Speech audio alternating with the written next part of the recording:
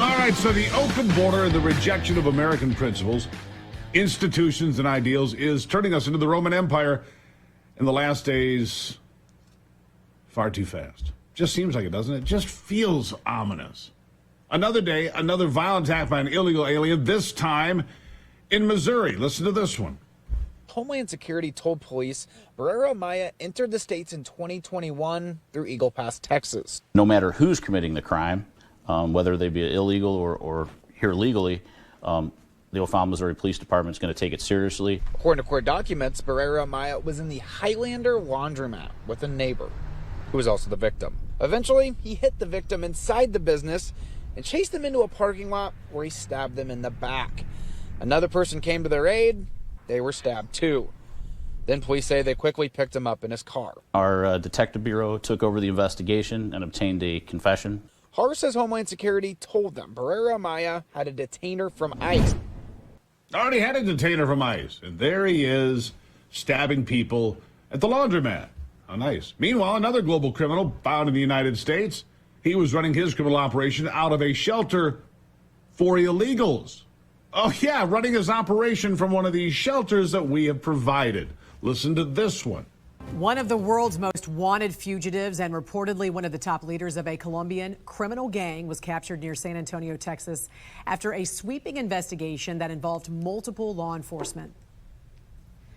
29-year-old Alvarez Pereira was on Interpol's top 10 most wanted, tied to at least 4 murders, drug trafficking, and with warrants out of Bogota, Colombia.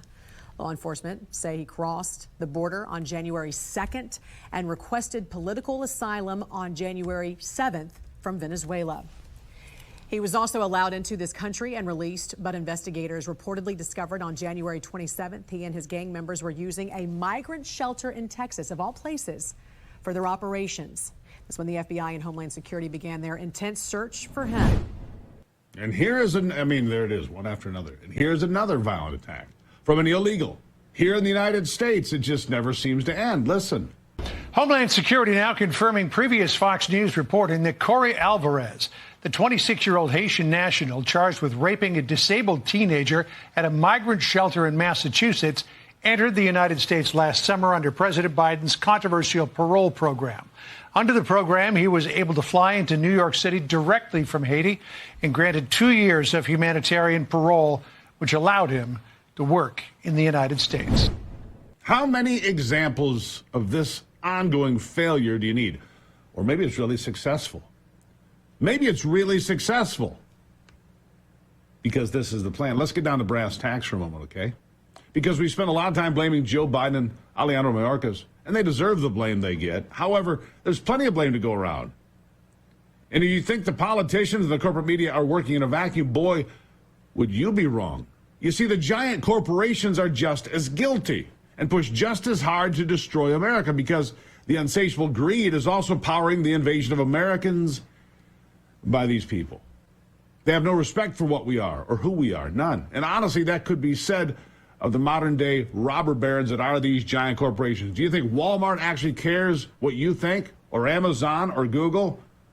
No, they don't give a rat's ass about you, your family, or your cute little American flag. They care about money, power, and control. And by the way, that goes for big government, big tech, big pharma, big everything.